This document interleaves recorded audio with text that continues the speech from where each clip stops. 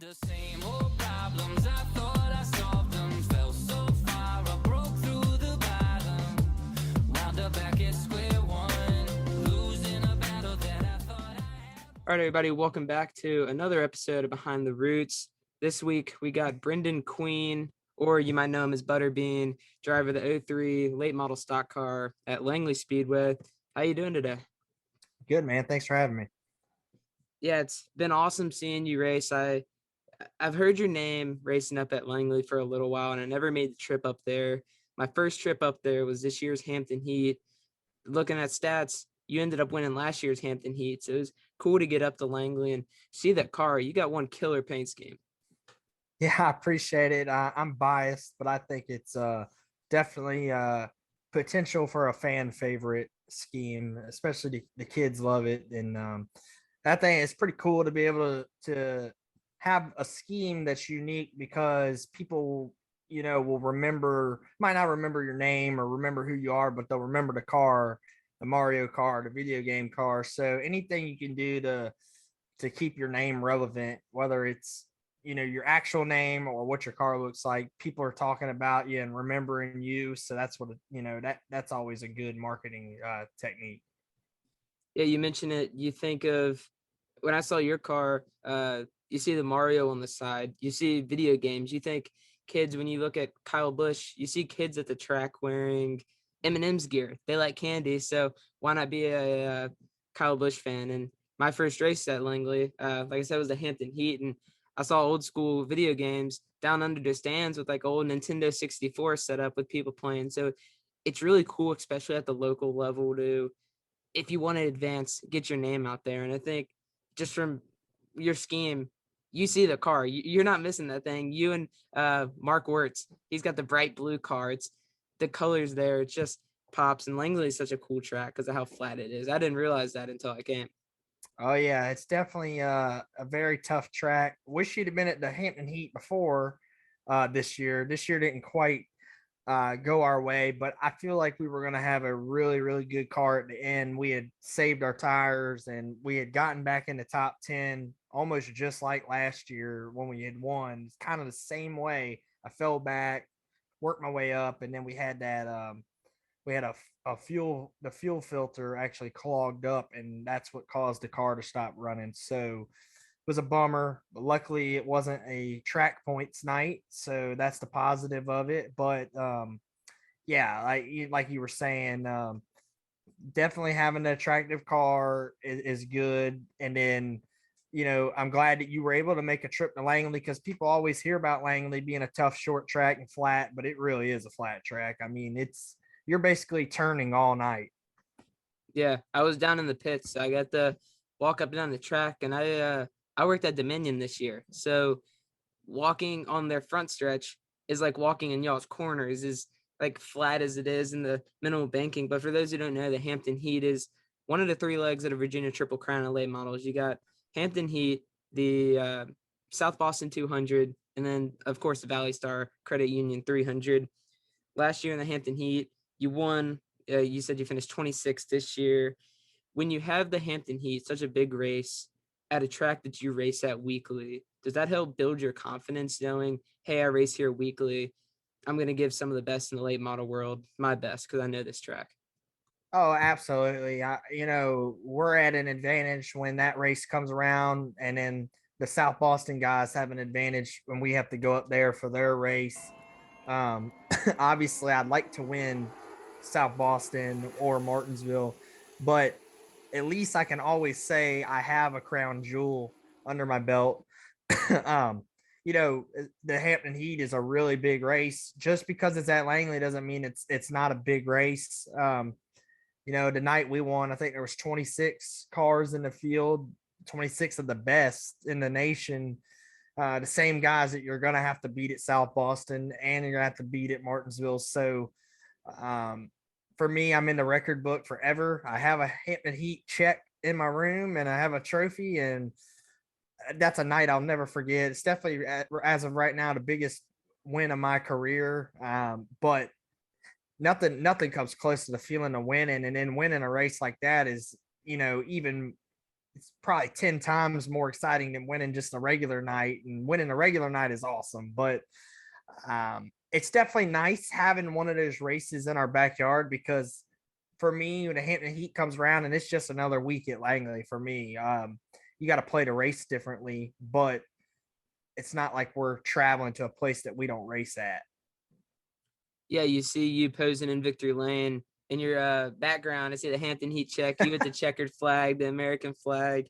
That's awesome, especially being able to race on, you said, your backyard. That's really cool. We're going to touch on Martinsville a little bit later, but let's talk about who is Brenden Queen. You started racing 8 years old and an amateur sportsman on dirt at Albemarle Speedway in North Carolina. Your first season won 10 races with 9 of them in a row. Track champion your first year, kept moving up. What, you started on dirt, you moved to asphalt. What's the biggest difference between the two? And can you take anything from your amateur sportsman days on dirt and apply it to the late model now? Well, actually, it probably wasn't on any of my stats that you could find. I actually started when I was 6 at Langley for a year in a kid kart, which really wasn't, I didn't really consider it. It was like starting my career. It was just kind of like learning a little bit. So when I turned 8, we decided to go to Dixieland and race dirt karts. And we had such a lot of success. But as far as transitioning that over to the asphalt world, go-karts on dirt don't really have the effect of like a dirt late model on dirt, which I have been testing a dirt late model the past season or so, and possibility I might be racing a dirt late model in 2022, but that remains to be unannounced right now. But as far as that transition, not really a lot, because the go-karts don't have a lot of power in the late, kind of different. But I think it helped being able to drive on that slicker condition to where you had to be smooth, and then that transitions to asphalt. You got to be really smooth. You can't get sideways because it's just losing speed. So all that adding up, I mean, racing's racing at the end of the day, and it doesn't matter if it's out in the field. If you're making laps, it's seat time, and it transitions somewhere along the line. It helps you. Yeah, for sure. I'm sure any seat time is going to help you in a race car. See the steering wheel in front of you. So obviously probably trying to get time on the sim. So once you moved up from there, you go arena racing. And I went to a couple arena races in the Richmond Coliseum, and talk about a short track. You're ripping like less than 10-second laps, aren't you? Yeah, the thing with arena racing is, I'll back it up. We did 3 seasons in karts. So we won 31 races, like you were talking about, and we won 3 championships. But we were looking to transition to a legend car was our next step. But in between that, an opportunity came to drive the arena car over the winter. So we took it. We missed the first 2 races, and then we ended up winning a race there and finishing in the top 3 in the points. But as far as the racing side of it, it's almost more of a show than racing, because you don't start where you qualify. You always draw a pill, so that kind of plays a factor into the racing side of it. But as far as being on your game, things happen so quick. You're getting around there in 7.9 seconds, something like that. It is just crazy. I've never seen anything like it, and people that you try to describe it to that have never seen it just don't understand how fast things happen when you're running 8-second laps. I mean, it's almost like a slot car on a slot track. Like it is nuts. And what other racing can you flip and barrel roll and roll you back over and just keep racing? Like, that's unheard of in racing. But I definitely had a lot of fun arena racing. Kind of hard to transition that to anything because it's kind of its own world. But you got to keep your momentum up. You couldn't break it sideways. A lot of things like that. You had to be smooth. You couldn't be twitchy on the wheel. Like I said, arena racing, you've been there. It is unreal what it really was. Yeah, it's funny thinking back now. I was thinking about it earlier, and I saw that you arena raced, and I put the piece together. The guy that I used to go with to arena racing said that there was this guy, and like his nickname was Butterbean, And so like I was thinking about it today, and I'm like, whoa, the arena raced. They were talking about you the whole time. I was like, it all makes sense now, and it's crazy that it took me this long to connect the dots, but here we are.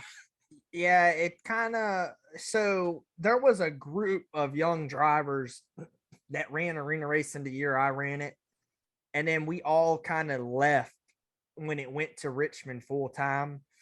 I ran Richmond. I think the year I ran, they had 5 races at Richmond and 10 at Hampton. So there was kind of a whole clique of a crowd that you probably didn't get to be around, because it was kind of a new group came in when it went to Richmond. Because for all of us, we're down here, it was a little bit of a drive, and like I said, we moved up the legend cars, so that kind of took away from the arena stuff. And so my nickname kind of stood out, but it's like it kind of was a arena racing kind of went through a change of a world, like I like to call it. Like this crowd left, but this crowd came in, and that's probably why some people didn't quite know our world until later on, you know. Hmm. So while we're on the topic of the nickname, where did the nickname Butterbean come from? Oh, when I was born, I was fat and chubby like the boxer Butterbean, and Uh-huh. that's kind of where it came from, and it just kind of stuck. And then it ended up on a race car, and then I just became known as it at the track, and then it's like started branding it, and it's kind of like, do you want it? They were like, do you want to keep it or go without it? And I'm like, man, we got to keep it, because now 9 times out of 10, when do you ever hear them say my name? They always say the nickname, and people are like, who's Brenden? Oh, Butterbean. Yeah, oh yeah, I know who he is. So it's kind of another way, just like the car is unique. Having something like that is a unique way for people to remember you in another way. Yeah, especially when your nickname rhymes with your last name. It just Butterbean Queen, it kind of just rolls off the tongue. But you talked about legend cars, how you moved there. You won the Southside Speedway Legends Championship. You're the youngest winner of the championship in track history. Unfortunately, now Southside's gone. Do you have any like really good memories at Southside besides winning the track championship there in 2012? Yeah, I have a ton of memories from Southside, a lot of good times. I wish I could go back and tell myself what I know now, then, just like everybody says, but those are some of the best days. Getting out of school early on Friday to go racing, that right there is already the best thing you can ask for as a young Right. race car driver. When you like, I had a buddy that ran Southside too, and we happened to go to the same high school. We were the only two in this area that were doing it, and we actually had class together, and it was the class that we got picked up in every Friday. It was the time that we had to get picked up and leave. So we had some good times, him and I, like waiting to see who would get picked up first to go, because we both were like within minutes of each other leaving, but it was always a race to see who was going to get phone call from the teacher first to get you out of class. And then man, just had a lot of fun on the rides up there with my team. I had a totally different team than I do now. Then a lot of people that were in their 20s, and they were like big brothers to me.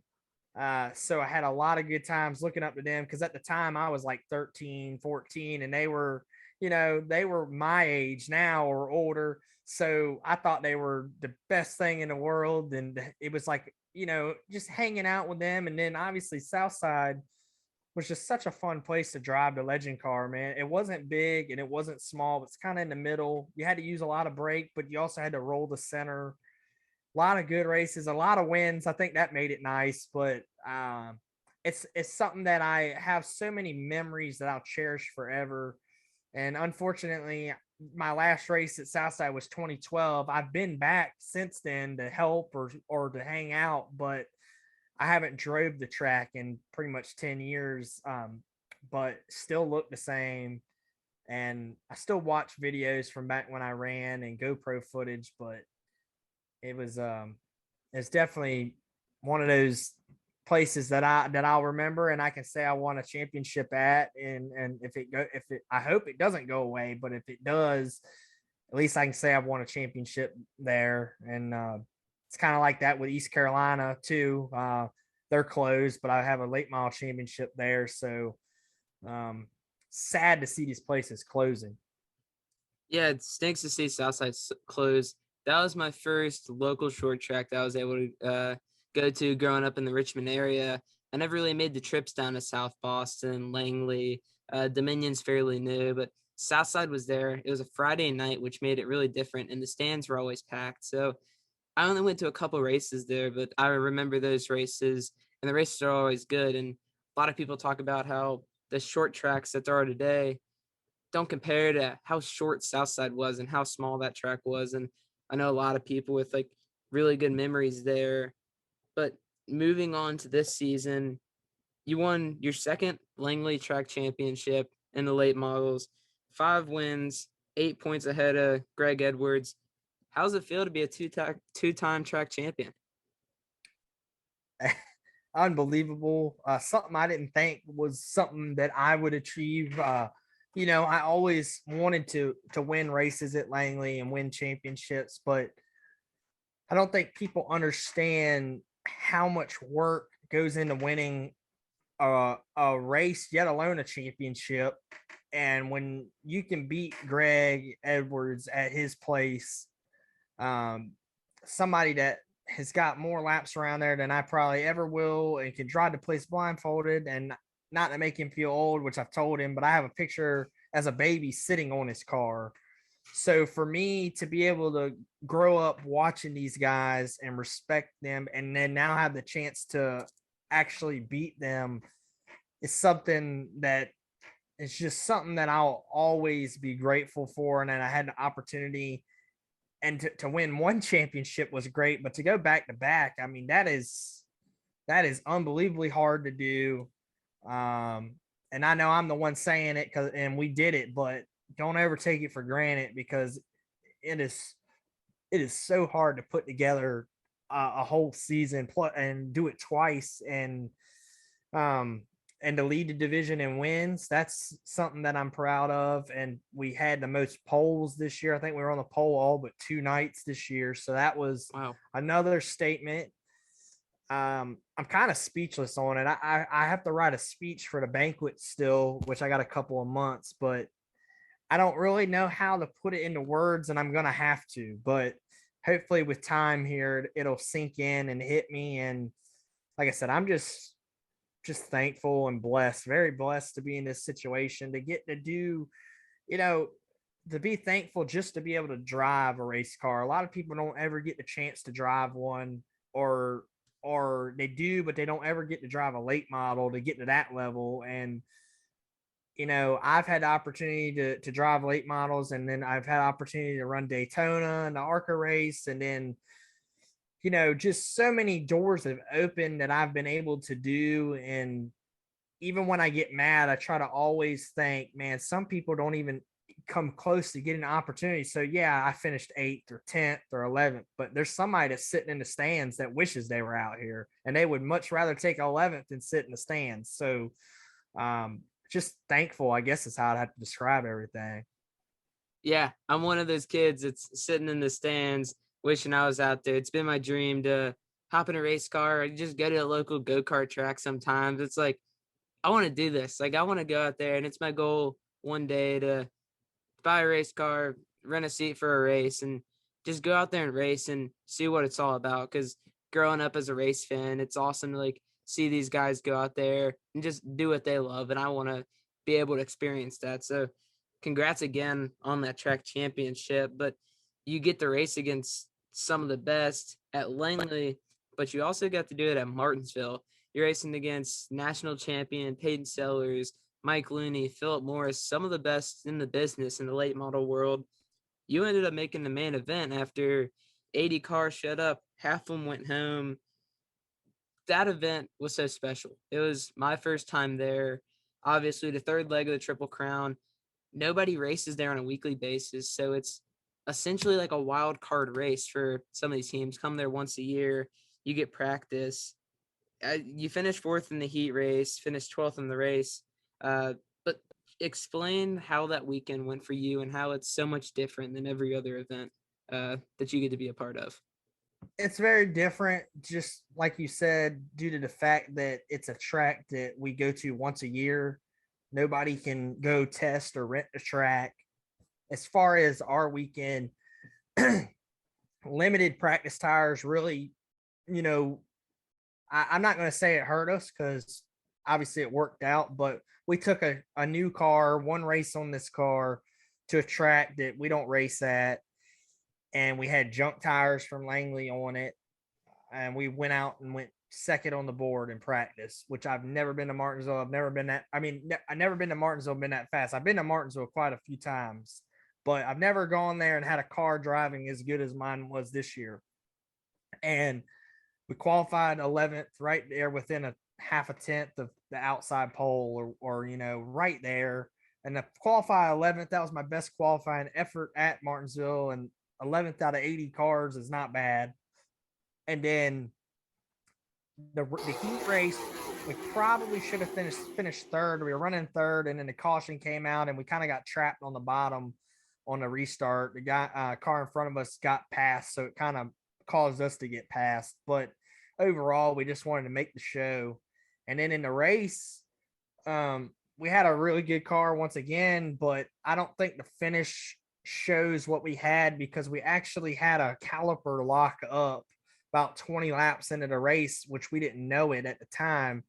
So we ran 170 laps of the race with the right front caliper stuck with the brake shoe glowing red, and it actually killed the brake shoe, and it was metal on metal when we got back to the shop, where the left front looked brand new. So not only was that affecting straightaway speed, it was also hurting the handling, and it caused the right front tire to gain 16 pounds, which definitely affected the handling. So that was kind of a bummer that happened, but I was happy that we found something, because we finished 12th with that going on. So it just makes you wonder, like, if that wouldn't have been going on, would we have ran better? Would we have ran worse? We don't know, but it's definitely nice to have some notes down on a good race car. So next year we kind of have a starting spot.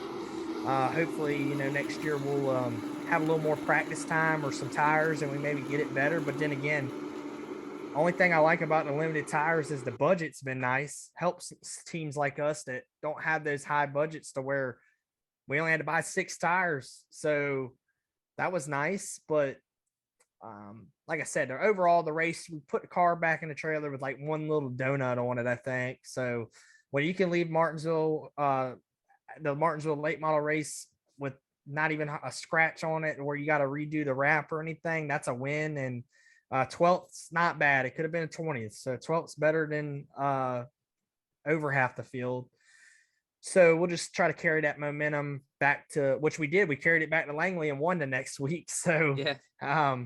I don't know. I'm very happy with how Martinsville went, especially taking a new car, and everything worked out. You know, besides the caliper deal, I think it was a very good weekend, and we had a new sponsor on board for that race, and I think everything went pretty smooth.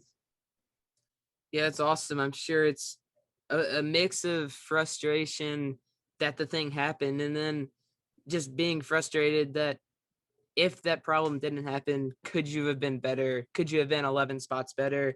But it's something that you're going to have to find out next year. But what's the hardest part about setting up a car and preparing a car for Martinsville, just because you don't get to go there often? Do you use a lot of like the year before's notes, or do you talk with other teams? Kind of talk with your chassis guy, your shot guy. Shot guy helps us a lot. You know, he kind of puts us in the ballpark. Motor guy kind of helps us, giving us an idea where to start on gear wise, you know, kind of to put you in the ballpark on that. But really, we go back to notes and then kind of go off of what we've been doing all year. We really didn't change nothing beside, you know, from Langley to go to Martinsville. We said, well, we haven't been good at Martinsville, so let's just roll the dice and take what we've been running everywhere. We've actually been running the same setup pretty much everywhere. Let's just take it down there and see if it works, which we took it to South Boston, and it was a brand new car. We unloaded off the trailer and had to put tires on right away because I didn't have any tires from South Boston, and we went top of the board right away. I'm like, so we've had speed, we just didn't have the results. We missed the setup in the race at South Boston, and in Martinsville we unloaded and went P2 on the board. So the cars got speed. We just got to put the race together, and we just, like I said, setting up wise, we try to kind of just stay with what we know, and we don't really go way outside the box. You just got to make sure you got enough brake hoses to your brakes to keep those cool, and you gotta, like, make sure stuff like that is intact, that you don't normally worry about at Langley or something like that.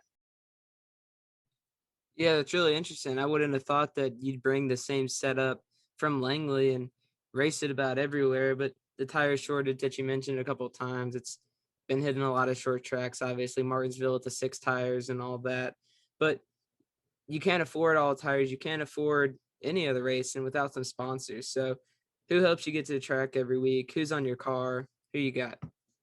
Definitely, I think old school video games. Mac McKee and Derek McKee have been family to me, letting me represent their company. That's cool for me. I love sim racing, gaming. I do it all, so that's really cool. I can relate with that.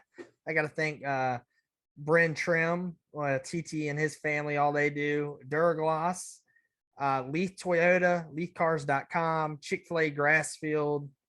I got to thank Snap Mobile, which Rick Yadovic drove our other car this year, and that was cool having him on board. Affordable Transmissions. I got to thank, I say Chick-fil-A Grassfield. I think I said that, but got to thank them. I got to thank M&M Fleet Repair, Smoothie Stop. They've came on board this year and designed a smoothie with my name on it. And just got to thank the man above. He's helped my whole family, my whole team. Bryant Motorsports came on board and helped out there at the end. And like I said, it's just been a whole family effort and team. They put in the hours and make it happen. Yeah, long list of sponsors, but I think you're going to just keep getting more and more as the season goes on. You got a really bright future. Oh yeah, I got to thank Fastenal, BRC. These are the ones I forgot. Rayvon Clark Motors. Got to thank Hedgecock Race Cars, Lugnut with West Page Shocks, and I think that pretty much will. Schaefer's Racing Oil. That they helped us out with the oil all year, but that should be about all on the sponsors. But yeah, like I said, man, we're just gonna keep digging and try to keep winning races. Props to you to remembering all them sponsors. Gotta shout them out. You got a long list there. I don't know how you do it. Well, I can normally keep it. I normally keep it down to a science, but I've been off. We've been off for a week now, so I've kind of got that off-season blues. I'm trying to remember who all was on there this year, because they kind of come and go, and some come at certain times of the year. But man, I'm just stoked to have those sponsors. They're so hard to get, and everybody that helps me out, it means more to me than I'll ever know. Wearing my Shenandoah Shine hat. My buddy keeps me up on all the sim racing stuff. We got gloves and merchandise for all that, and he's actually gonna he's sponsoring me in an iRacing league I'm getting ready to run here soon. So throw that in there, and even though he's not on the late model, he still helps me out away from the track on the sim. That's pretty much probably it on all that. But like I said, man, thanks for having me. This has been awesome. Glad I finally could be on here. And now I know who you are. Yeah, it's been awesome talking to different drivers, talking to you about Langley, and just hearing different perspectives about the late model racing world. We'll appreciate you coming on the show, and we look forward to having you again sometime. Hey, anytime, bud. Just get with me, and I appreciate it. Thank you.